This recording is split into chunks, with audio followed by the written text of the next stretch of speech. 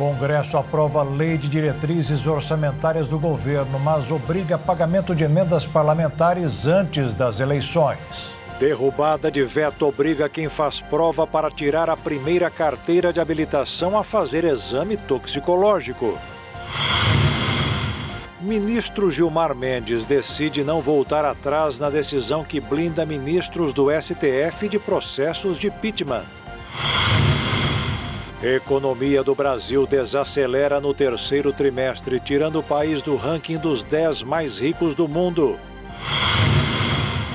Presidente dos Estados Unidos, Donald Trump, faz suspense ao orientar cidadãos americanos a deixarem a Venezuela imediatamente. 4 milhões de moradores da região metropolitana do Rio de Janeiro estão sob o domínio da facção criminosa Comando Vermelho. Novo levantamento apontou que a doença renal crônica, que é silenciosa, já atinge 14% da população adulta mundial. E para os cuidados com a saúde, as caminhadas passaram a ser o segundo exercício preferido das pessoas depois apenas das corridas. Agora no Jornal das 22.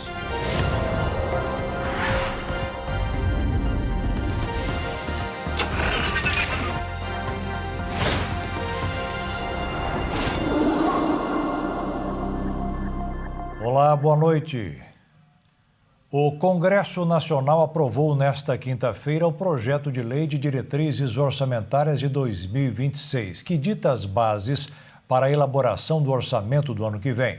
Mas o governo terá que pagar 65% das emendas impositivas, aqueles que o Palácio do Planalto é obrigado a pagar. Para falar mais sobre a votação da LDO no Senado Federal, vamos ao vivo com o nosso repórter lá em Brasília, Bruno Tibério. Boa noite, Bruno. O que você traz de informações hoje?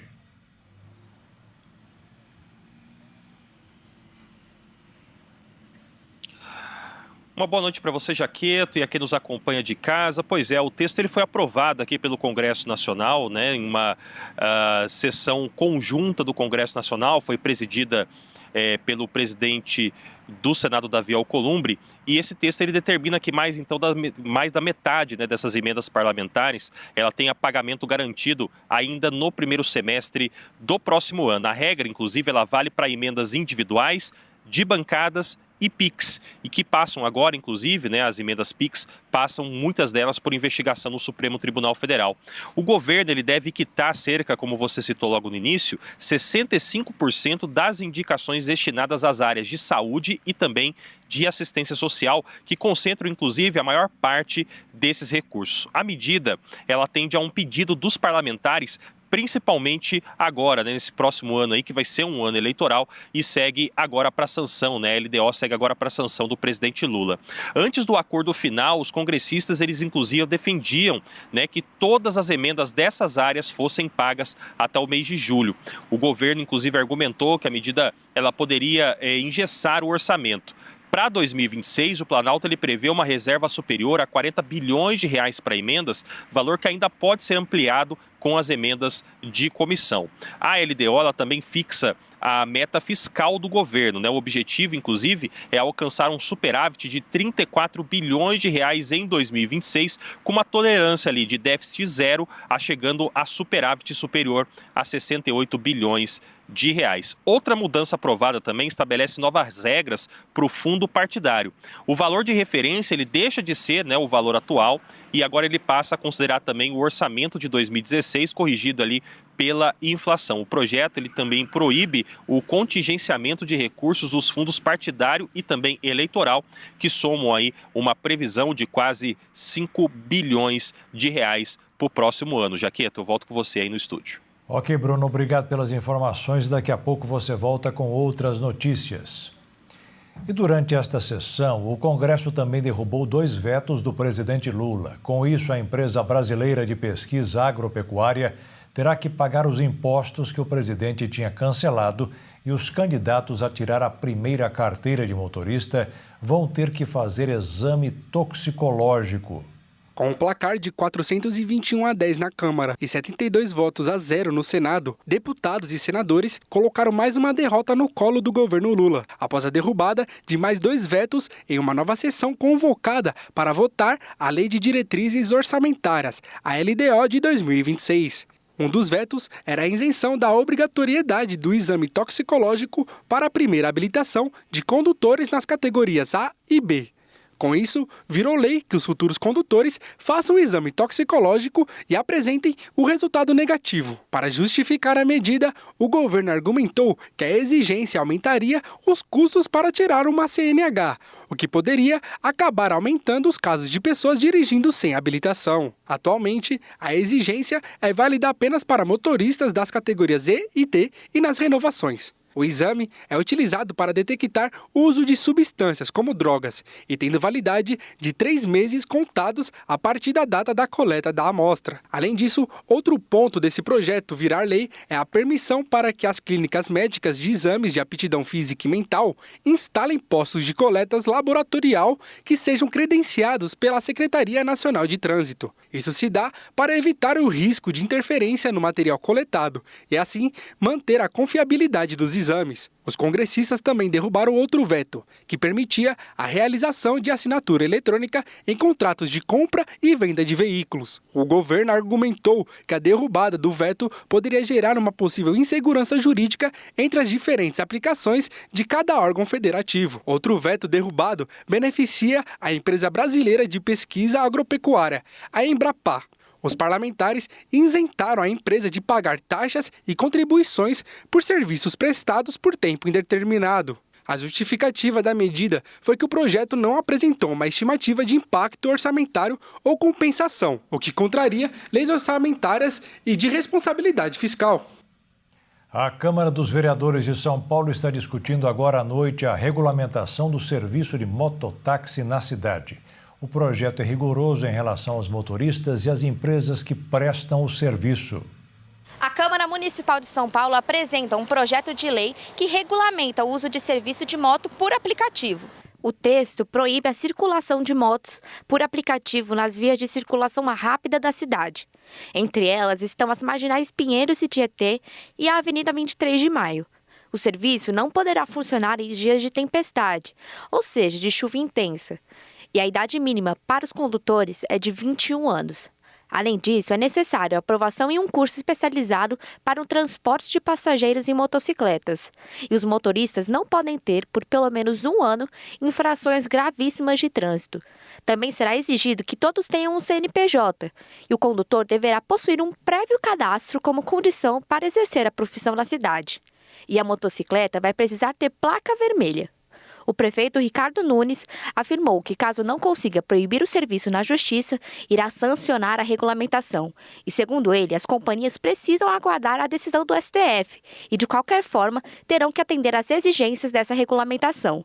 O presidente do Sindicato dos Mensageiros Motociclistas, Ciclistas e Mototaxistas Intermunicipal do Estado de São Paulo, Sindimoto, Gilberto Almeida dos Santos, contou o que ele espera dessas regulamentações.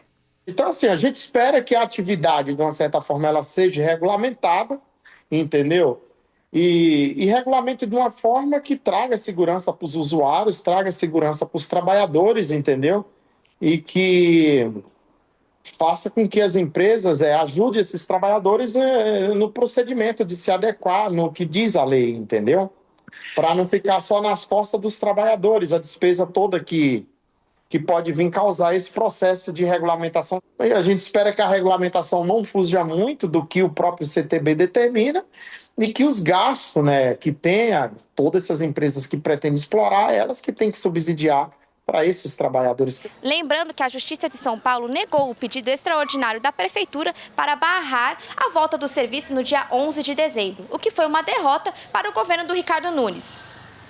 E veja a seguir, ministro Gilmar Mendes decide não voltar atrás na decisão que blinda ministros do STF de processos de impeachment.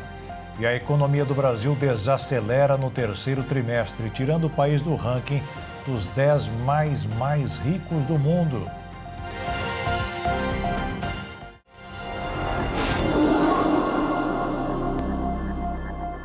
O Produto Interno Bruto do Brasil desacelerou no terceiro trimestre. O país movimentou mais de 3 bilhões de reais, mas os indicadores mais fortes do PIB, representados pelo setor de serviços e o consumo das famílias, sentiram os efeitos da taxa básica de juros de 15% ao ano.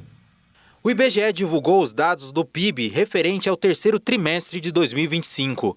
O indicador representa a soma de todos os bens e serviços produzidos no país e registrou avanço de 0,1% na comparação com o segundo trimestre do ano.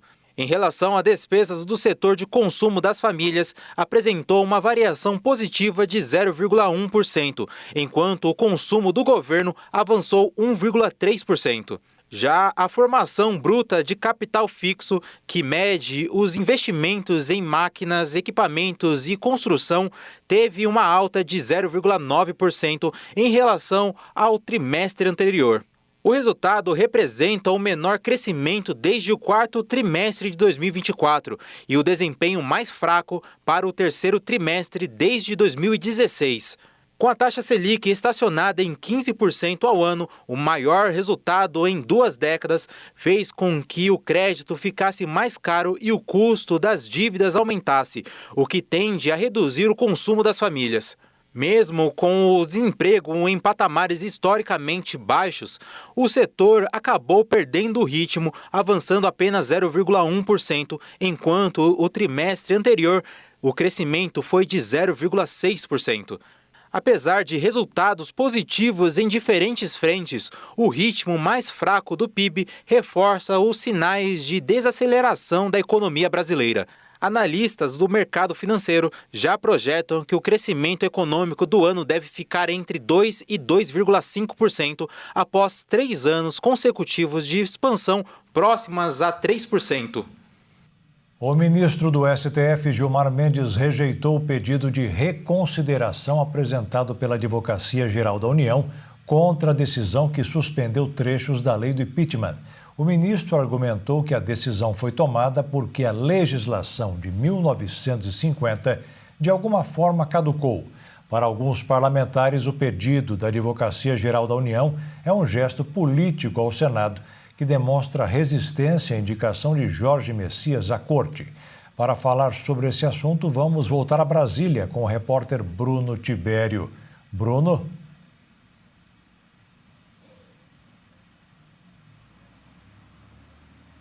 Pois é, Jaqueto. Inclusive, o presidente do Senado, Davi Alcolumbre, afirmou que vai buscar o presidente da Câmara, Hugo Motta, para tentar destravar a PEC que limita as decisões monocráticas em tribunais superiores. Essa PEC, inclusive, ela está parada há mais de 1 ano na Câmara, inclusive proíbe que um ministro ele suspenda sozinho leis ou atos de chefes dos poderes. Essa movimentação ela vem depois do ministro Gilmar Mendes decidir de forma individual que apenas o Procurador-Geral da República possa apresentar pedidos de impeachment de ministros do Supremo. O ministro também elevou o quórum para a abertura desses processos, que passa a exigir 2/3 dos votos dos senadores. A medida ela ainda vai ser analisada pelo plenário do STF. Olha, diante do novo cenário, o Alcolumbre, inclusive, anunciou aí uma força-tarefa para votar propostas que são consideradas sensíveis pelo Senado. Entre elas, a PEC do marco temporal para a demarcação de terras indígenas, que tem, inclusive, o julgamento marcado no Supremo e vai ser analisada em ambiente virtual até o dia 15 de dezembro. Mais cedo, o ministro Gilmar Mendes ele comentou esse assunto. Vamos conferir o que disse o ministro. Se trata de proteger as instituições, inclusive o próprio Senado, em relação a eventuais pedidos abusivos. Não se trata de fazer uma proteção do Supremo Tribunal Federal, ou como alguns de vocês têm falado, de uma blindagem. Se trata simplesmente de fazer um equilíbrio nessas relações e é disso que se cuida. Ministro, mas não te assustou um pouco essa repercussão negativa dessa decisão? Eu sou enfermeiro que já viu sangue.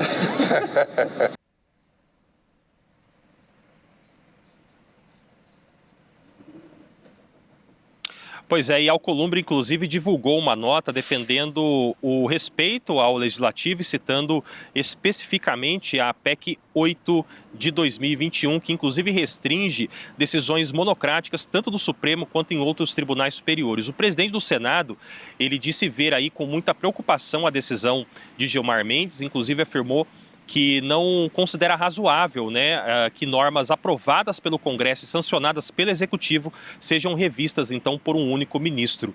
A análise das PECs, então, vai depender, evidentemente, Jaqueto, do acordo que vai acontecer, então, nesses próximos dias entre os líderes partidários, e nós vamos estar atentos a tudo o que vai estar acontecendo aqui por Brasília nessas movimentações. Eu volto com você aí no estúdio.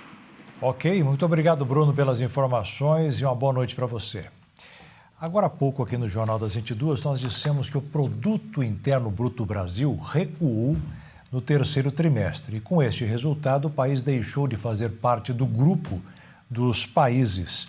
Vamos continuar a notícia. Deixou de fazer parte do grupo dos 10 países mais ricos do mundo e foi ultrapassado pela Rússia e hoje é o 11º. A estatística sempre é calculada pelo Fundo Monetário Nacional. Quando a comparação é feita com os países que já divulgaram seus números do terceiro trimestre, o Brasil aparece na 34ª posição. É comum o mercado financeiro não repercutir o que está acontecendo hoje, mas o que deverá ser decidido daqui a algum tempo. Foi o que aconteceu nesta quinta-feira. O PIB recuou e os operadores aplaudiram. Isso porque a economia desaquecida poderá ser o principal incentivo para o Banco Central começar, já na semana que vem, a reduzir a taxa básica de juros, a Selic, atualmente em 15% ao ano. Motivo para o dólar praticamente não se mexer e terminar o dia cotado como ontem, em R$ 5,31. Na Bolsa de Valores, o pregão disparou com alta de 1,67%, fechando com inéditos 164 mil pontos. Na última reunião do ano do Conselho de Desenvolvimento Econômico que aconteceu hoje, o presidente Lula defendeu o fim da escala 6x1.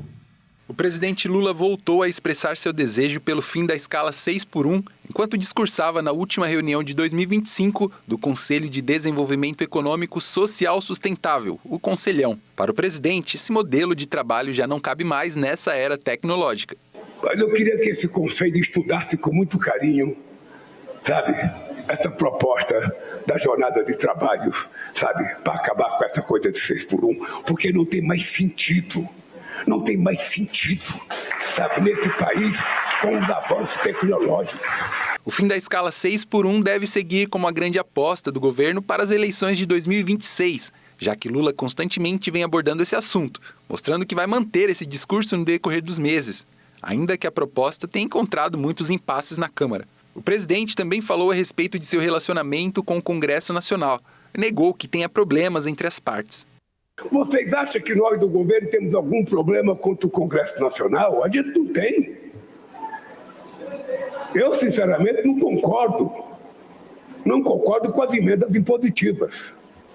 Eu acho que o fato do Congresso Nacional sequestrar 50% do orçamento da União é um grave erro histórico. Eu acho. Mas você só vai acabar com isso quando você mudar as pessoas que governam e que aprovaram isso. Mesmo o presidente afirmando não ter problemas entre o governo e o Congresso, as duas partes vivem um período instável nas relações, muito por conta da sabatina do novo ministro do STF. O antigo sonho da casa própria é renovado sem parar. Hoje, o maior desejo é da geração dos jovens, com até 28 anos. Mas o problema continua: falta dinheiro para acertar uma compra. O desejo pela casa própria continua forte entre os brasileiros, sobretudo entre os mais jovens. Uma pesquisa realizada pela Ipsos-IPEC, a pedido do grupo Quinto Andar, aponta que 50% dos jovens de 18 a 28 anos têm a intenção de comprar um imóvel, índice superior à média nacional, que é de 41%. O levantamento mostra que a aspiração pela estabilidade proporcionada pelo imóvel próprio permanece significativamente, inclusive entre aqueles que hoje vivem de aluguel. Apesar disso, o caminho até a compra é marcado por obstáculos financeiros. Entre todos os entrevistados, 41% afirmam não ter condições para arcar com a entrada ou de assumir um financiamento, percentual que sobe para 47% quando se trata da geração Z. A alta dos preços dos imóveis citada por 30% dos participantes e os juros elevados mencionados por 21% deles também aparecem como barreiras que dificultam a realização do plano de adquirir a casa própria. A falta de recursos também compromete a capacidade de poupar. 37% dos entrevistados dizem que gostariam de reservar dinheiro para esse objetivo, mas admitem que as despesas mensais consomem quase toda a renda disponível. Como consequência, o sonho é adiado. Segundo o estudo, 60% dos interessados prevêem conseguir comprar o imóvel apenas em um prazo igual ou superior a um ano, proporção que chega a 65% entre os mais jovens. Dados do Censo do Instituto Brasileiro de Geografia e Estatística mostram que 1 em cada 5 brasileiros vive em imóvel alugado, cenário que reforça a importância do debate sobre moradia. Mesmo assim, levantamentos acadêmicos indicam que o desejo de ter um imóvel próprio persiste. Um estudo do programa de pós-graduação em gestão urbana revela que 95% dos jovens brasileiros sonham em possuir casa própria na terceira idade, mostrando que a escolha pelo aluguel, embora comum na juventude, tende a ser vista como temporária. E a seguir, presidente dos Estados Unidos, Donald Trump, faz suspense a orientar cidadãos americanos a deixarem a Venezuela imediatamente. E 4 milhões de moradores da região metropolitana do Rio de Janeiro estão sob o domínio da facção criminosa Comando Vermelho.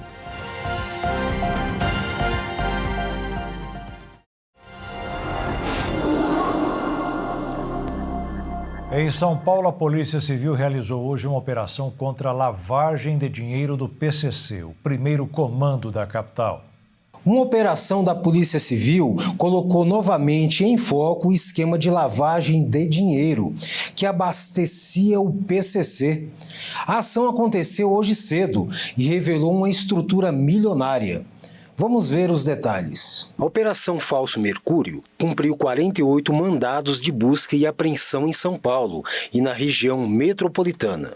Foram expedidos 6 mandatos de prisão, mas nenhum dos suspeitos foram localizados. Todos são considerados foragidos da polícia e os nomes não foram divulgados. As investigações mostram que empresas de setores bem distintos, como padarias, lojas de veículos e postos de combustíveis, eram usadas exclusivamente para movimentar o dinheiro do crime organizado. Os CNPJs foram bloqueados e os estabelecimentos funcionavam apenas como fachada. A polícia aponta a ligação direta dessas empresas com Cauê Amaral, o olheiro envolvido no caso que resultou na morte do Vinícius Kritzbeck.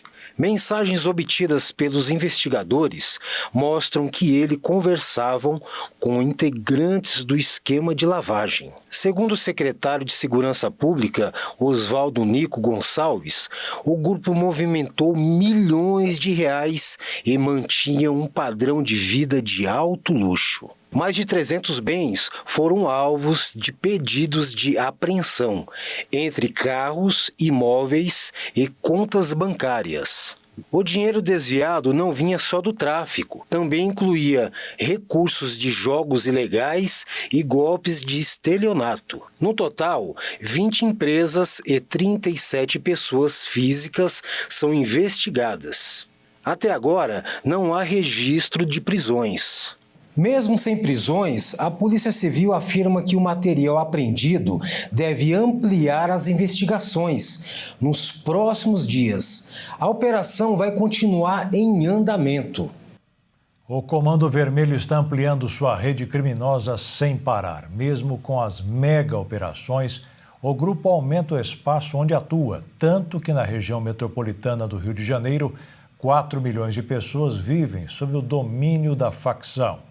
A expansão de facções criminosas e milícias na região metropolitana do Rio de Janeiro ganhou ritmo acelerado nos últimos anos e alterou a forma profunda da dinâmica urbana da área. Levantamento do Grupo de Estudos dos Novos Ilegalismos da Universidade Federal Fluminense, em parceria com o Instituto Fogo Cruzado, revela que o número de pessoas submetidas ao controle desses grupos aumentou 59% entre 2007 e 2024. Hoje, aproximadamente 4 milhões de moradores, o equivalente a quase 35% da população local, vivem sob algum tipo de imposição armada. O estudo também mostra que o domínio territorial do crime organizado se ampliou de forma expressiva. Em 17 anos, a área controlada por facções e milícias cresceu 130%, avançando sobre bairros periféricos e municípios vizinhos da capital. Essa expansão envolve tanto grupos ligados ao tráfico de drogas, como Comando Vermelho, Terceiro Comando Puro e Amigos dos Amigos, quanto milicianos espalhados por cidades como Duque de Caxias, Belfor Roxo, Magé, Queimados e Nova Iguaçu, todos na Baixada Fluminense. O impacto sobre o cotidiano das comunidades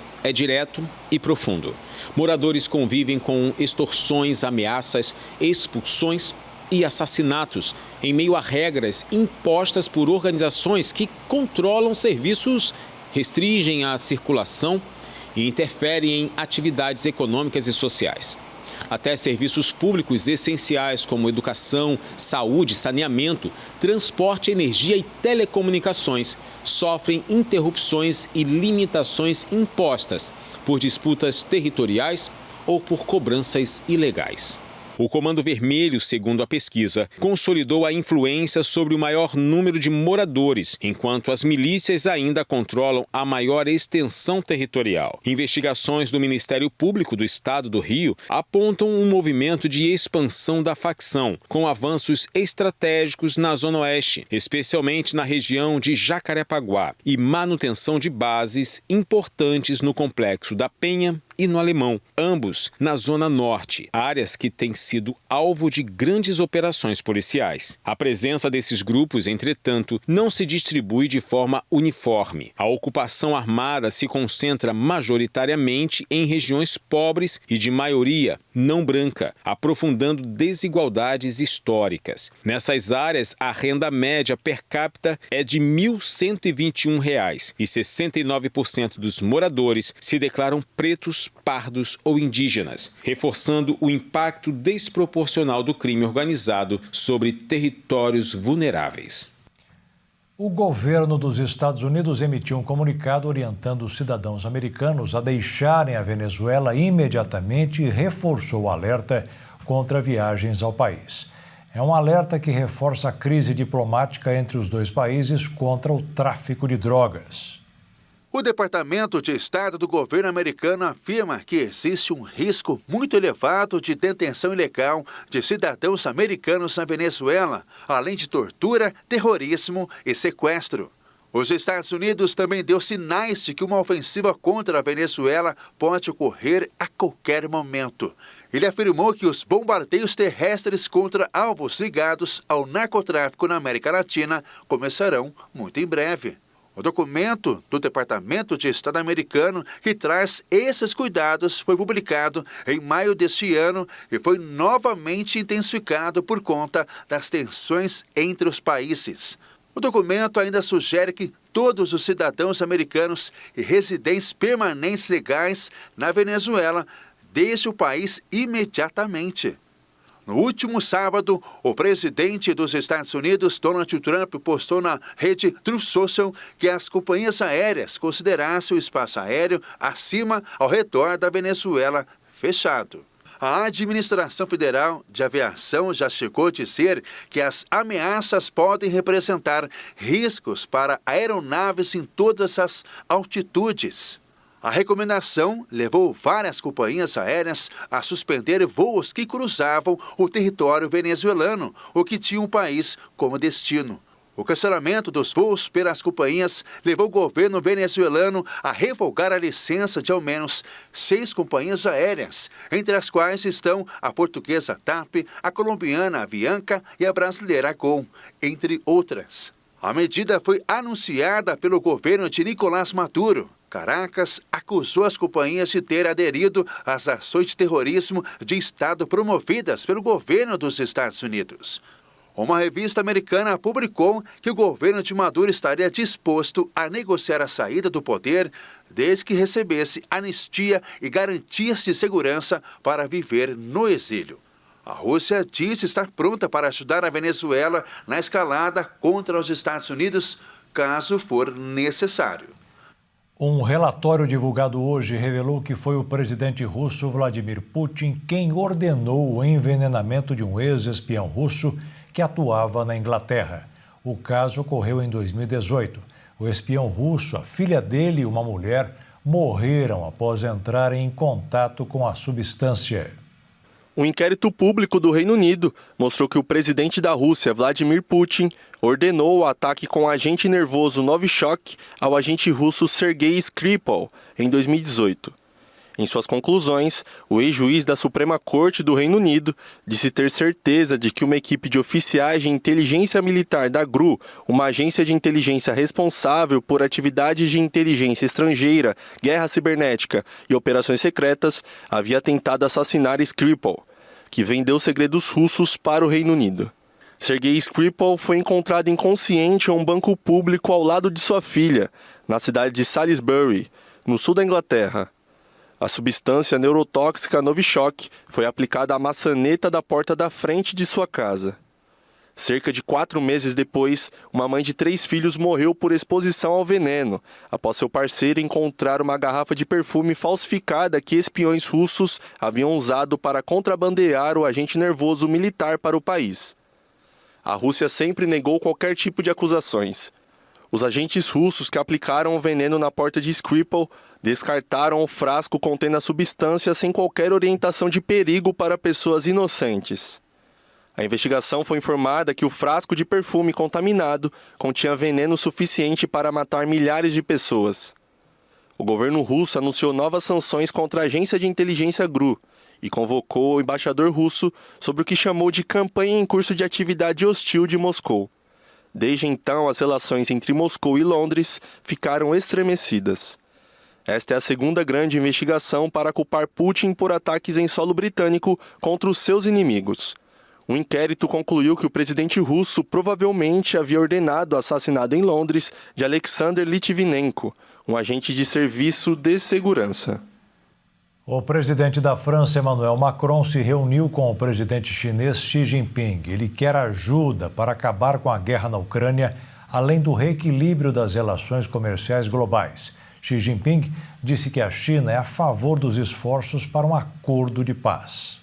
Em sua 4ª visita ao país, o presidente da França, Emmanuel Macron, foi acompanhado por uma ampla delegação buscando garantir novos acordos para a indústria francesa. A estratégia é tentar dar um gás em seu legado político antes da corrida presidencial de 2027.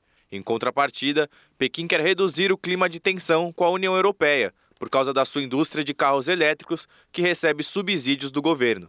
O líder chinês aproveitou a visita para anunciar que a China fornecerá mais 100 milhões de dólares em ajuda para a reconstrução palestina. O presidente da França, assim como outros líderes europeus quando vão a Pequim, reiterou seu apelo para que Xi Jinping pressione a Rússia a pôr fim à guerra contra a Ucrânia. Proponho uma agenda triplamente positiva para as nossas relações: a estabilidade geopolítica, o reequilíbrio econômico e a sustentabilidade ambiental. De fato, como já mencionamos, devemos continuar a nos mobilizar em favor da paz e da estabilidade no mundo, da Ucrânia e para as diferentes regiões do mundo que são afetadas pela guerra. A capacidade que temos de trabalhar juntos é decisiva neste momento. Sobre a guerra na Ucrânia, Xi Jinping, que é aliado do presidente russo Vladimir Putin, reforçou que a China é a favor de iniciativas que levem à paz e afirmou que continuará atuando de forma construtiva na busca de uma solução política para o conflito da forma como considera adequada. Ao término da reunião, os dois países assinaram 12 acordos de cooperação, abrangendo temas como envelhecimento populacional, investimentos bilaterais, energia nuclear, produtos agrícolas, educação, meio ambiente e até a produção de pandas. E veja a seguir, novo levantamento apontou que a doença renal crônica, que é silenciosa, já atinge 14% da população adulta mundial. E para os cuidados com a saúde, as caminhadas passaram a ser o segundo exercício preferido das pessoas, depois apenas das corridas.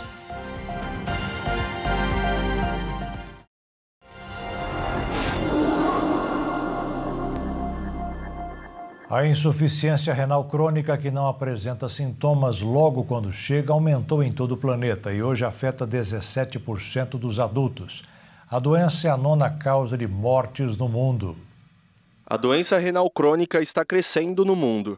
De acordo com o Ministério da Saúde, no Brasil, 1 em cada 10 pessoas sofre com a insuficiência renal crônica, mas boa parte não descobre tão cedo. O número de atendimentos emergenciais mais que dobraram entre 2019 e 2023.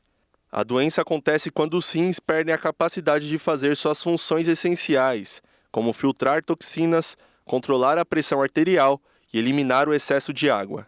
Quando não identificada e tratada, ela pode evoluir para a falência dos rins, exigindo um transplante renal, aumentando as chances de doenças cardiovasculares e o risco de morte. Por ser uma doença de progressão lenta, os primeiros sintomas podem levar anos para aparecer.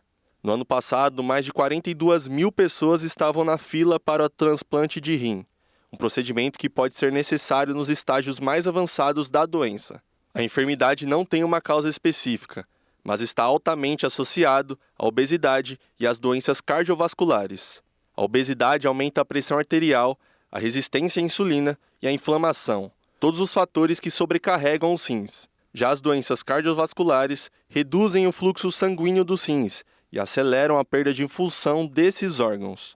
Na prática, quem tem um desses problemas tem um alto risco de desenvolver a doença renal crônica. Além disso, pessoas com a idade acima de 60 anos são as que mais sofrem.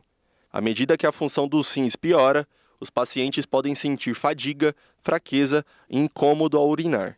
Insuficiência renal crônica exige um cuidado contínuo e acompanhamento médico ao longo da vida. Em estágios mais avançados, pode ser necessária a realização de hemodiálise ou até mesmo um transplante do órgão.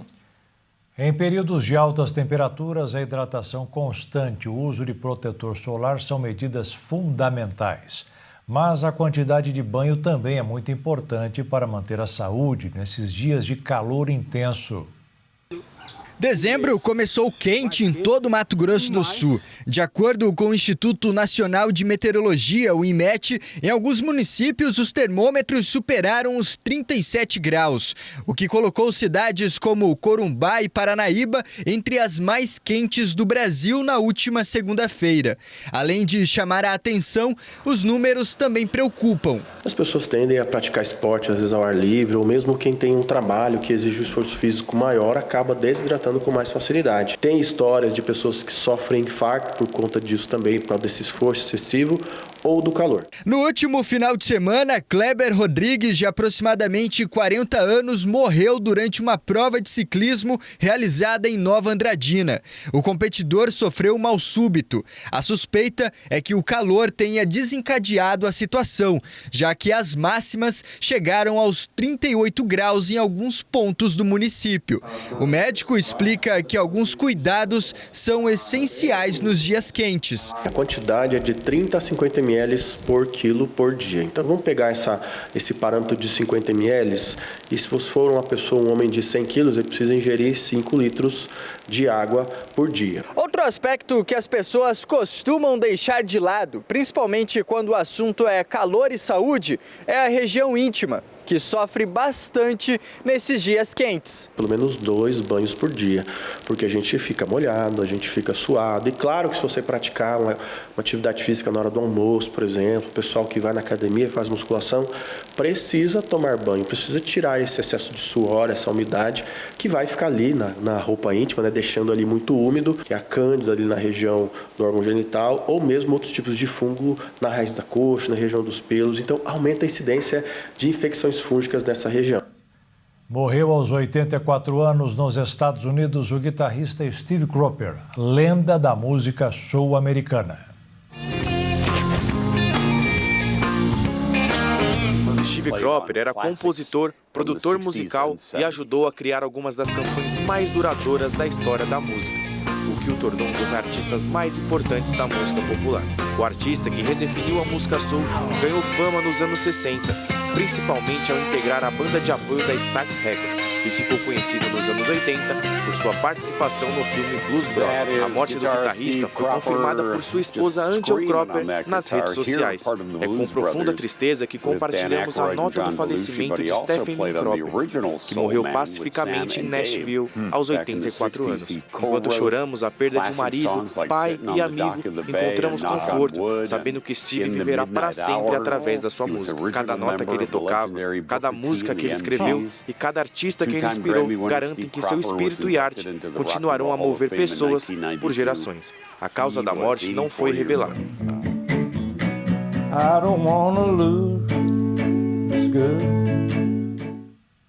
O jogador Bruno Henrique do Flamengo foi declarado réu pela Justiça do Distrito Federal e Territórios.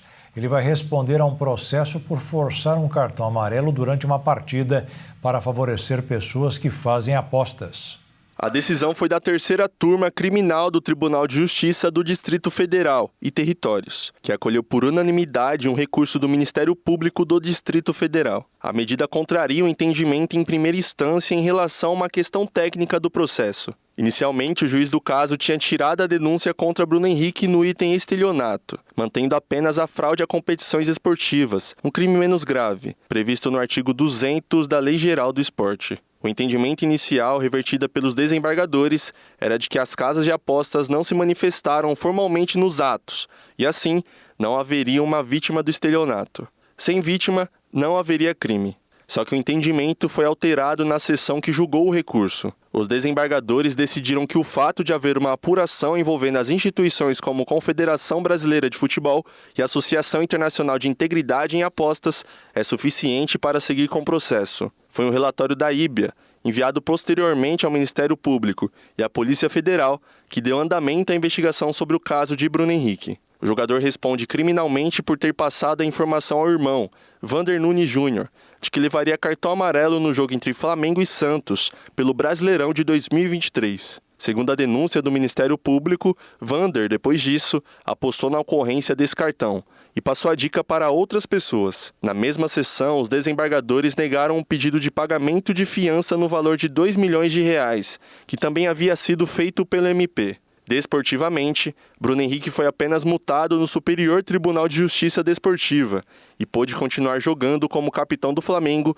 na reta final do Brasileirão e na Libertadores. Mas o trâmite na Justiça Comum vai seguir adiante. Para a defesa do jogador, o afastamento inicial do estelionato tinha sido uma vitória. Agora, o caso volta a ter um grau de complexidade maior, somando estelionato à manipulação. O recurso deve ser feito ao Superior Tribunal de Justiça, após o acordão da decisão dos desembargadores ficar pronto. Uma pesquisa feita no meio acadêmico mostra que os professores de educação básica estão envelhecendo e muitas pessoas evitam ser professores por conta do desrespeito e até ameaças feitas por familiares de alunos.